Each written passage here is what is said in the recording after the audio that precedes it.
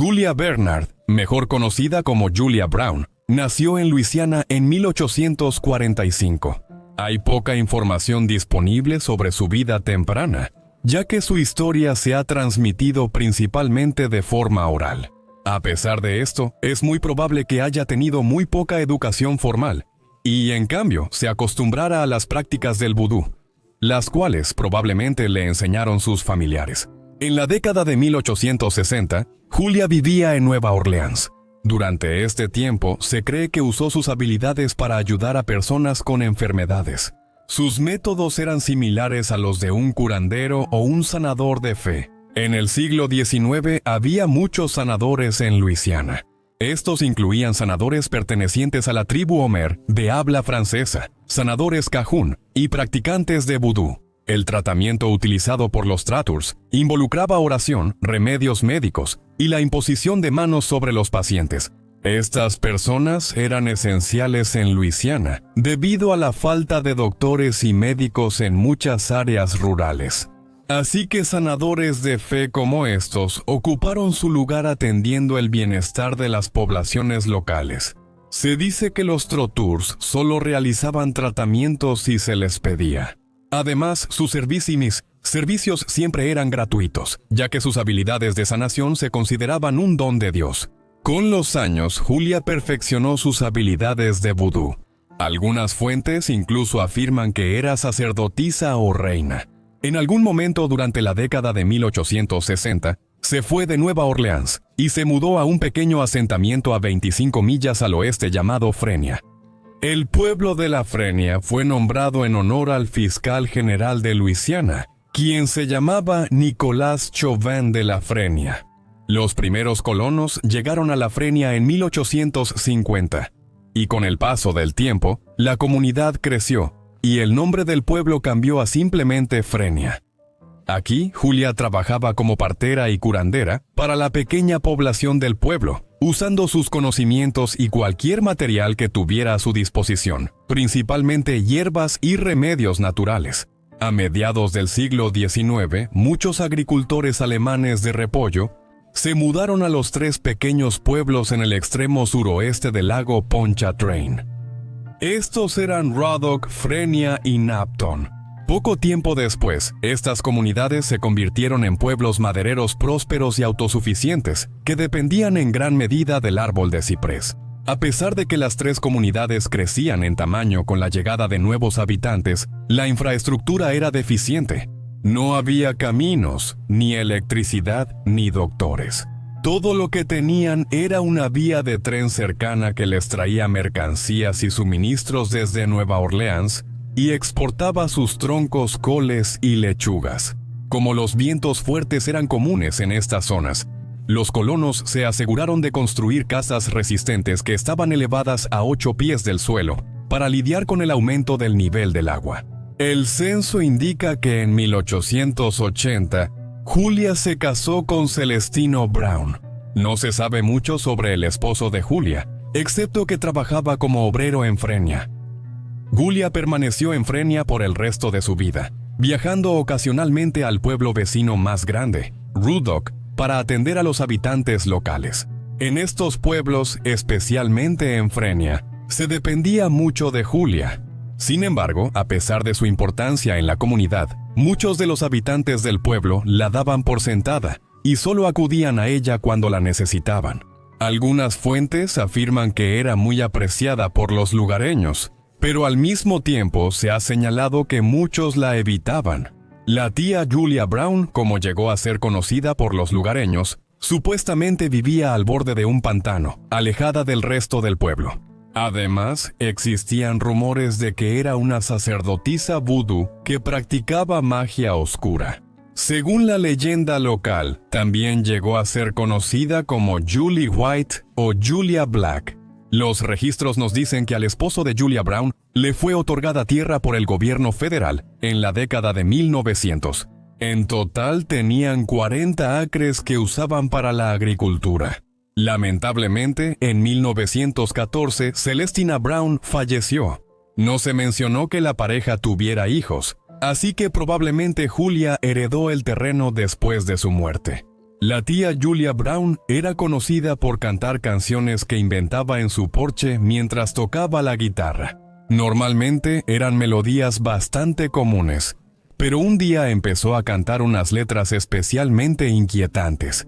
Una mujer local llamada Helen Schlosser-Berg afirmó que la letra de esta nueva canción decía que un día ella moriría y todo moriría con ella. Esta canción inquietante fue muy perturbadora para los residentes locales, lo que la hizo inolvidable. Según cuenta la historia, en los meses previos a su muerte, los habitantes locales solían escuchar con frecuencia a la tía Julia Brown cantar: "Un día voy a morir y me voy a llevar a todo el pueblo conmigo". Las palabras exactas de esta letra varían. Según un artículo de 1972, lo que realmente dijo fue: "Oh, cuando muera, me llevaré la mitad de Frenia conmigo". Algunos lugareños interpretaron esta canción ominosa como una maldición, aunque originalmente solo algunos lugareños sospechaban que ella era una practicante de vudú. Después de los acontecimientos de su muerte, todos lo creyeron. La tía Julia Brown falleció el 28 de septiembre de 1915, a la edad de aproximadamente 70 años. Su funeral se llevó a cabo al día siguiente y asistió todo el pueblo. Además, como era muy querida, algunas personas vinieron incluso desde Nueva Orleans para lamentar su muerte. Algunos habitantes del pueblo asistieron por otras razones. Se cree que algunos tenían miedo de una premonición y esperaban que esto calmara su espíritu. Mientras tanto, otros fueron por culpa de cómo la trataron en vida. En cualquier caso, no hizo ninguna diferencia. El 2 de octubre de 1915, el periódico Times de Nueva Orleans publicó un artículo que describía los acontecimientos del funeral de Brown. El viento y la marea jugaron muchas bromas. La gente se había reunido de muchos kilómetros a la redonda para asistir al funeral de la tía Julia Brown, una anciana que era muy conocida en esa zona y era una gran propietaria de tierras. El funeral estaba programado y la tía Julia ya había sido colocada en su ataúd, y el ataúd a su vez había sido puesto en la caja de madera habitual y sellado. Sin embargo, a las 4 en punto, la tormenta se volvió tan violenta que todos salieron de la casa en estampida, abandonando el cadáver. El cadáver fue encontrado el jueves y también la caja de madera. Pero el ataúd nunca ha sido encontrado. La tormenta de categoría 4 que azotó durante el servicio fúnebre parecía haber salido de la nada. Más tarde se conoció como el huracán de Nueva Orleans de 1915. Evidentemente, los de Frenia no tenían idea de que un huracán estaba a punto de golpear el pueblo. Sin embargo, esto se debía principalmente al aislamiento del asentamiento y a que normalmente nunca recibían periódicos. En la ciudad más grande de Rudock, el tren que pasó la mañana del 29 de septiembre arrojó un periódico que mencionaba la probabilidad de un huracán. A pesar de esta advertencia, casi no hizo ninguna diferencia. La fuerte tormenta tenía vientos de 125 millas por hora, y la marejada ciclónica hizo que los niveles de agua en la zona local subieran 13 pies. En Frenia, los habitantes no alcanzaron a ponerse a salvo.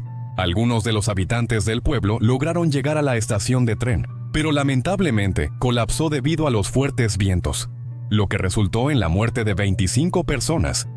Muchos enfrentaron un destino aún peor, ahogándose en el pantano de Manchac. Un sobreviviente afortunado recordó más tarde cómo se aferró a un ciprés con todas sus fuerzas y cómo intentó bloquear los gritos de quienes morían en el pantano justo a su lado. Algunas familias tuvieron la suerte de subir al tren que se dirigía a Nueva Orleans, pero se vio obligado a detenerse porque las vías estaban cubiertas de escombros. Los sobrevivientes dijeron que solo quedaban las vías bajo el furgón de cola. La tormenta devastó muchas comunidades en Luisiana mientras atravesaba el estado, pero borró por completo del mapa los pueblos de Frenia, Rudock y Naptown. El ferrocarril que los conectaba con el resto del estado había sido arrasado y prácticamente todos los edificios y casas habían sido demolidos.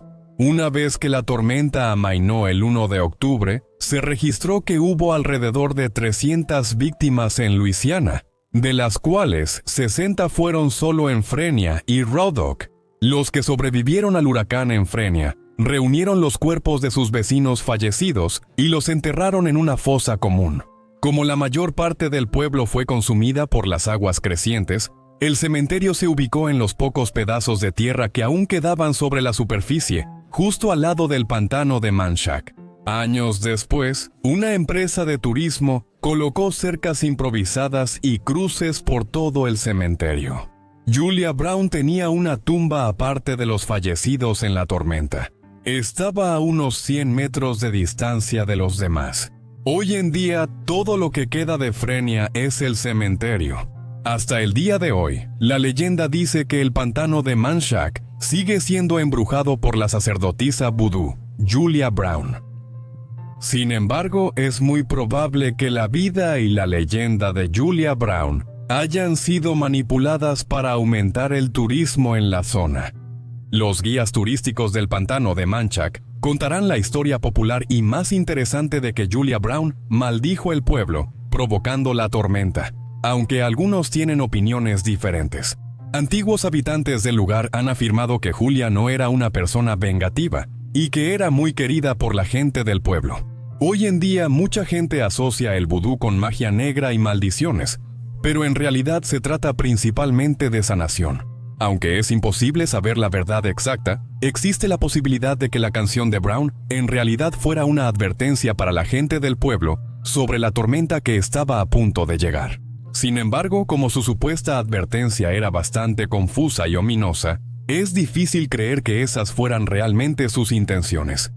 Muchas gracias a todos por ver este video sobre la vudú Julia Brown. Realmente espero que lo hayan disfrutado. Déjenme un comentario si creen que ella realmente maldijo el pueblo o si piensan que solo intentaba advertirles. Si tienen alguna sugerencia, por favor déjenme un comentario o mándenme un correo electrónico a la dirección que está en mi descripción. De todos modos, los veo a todos en el próximo Vidas Olvidadas. Gracias.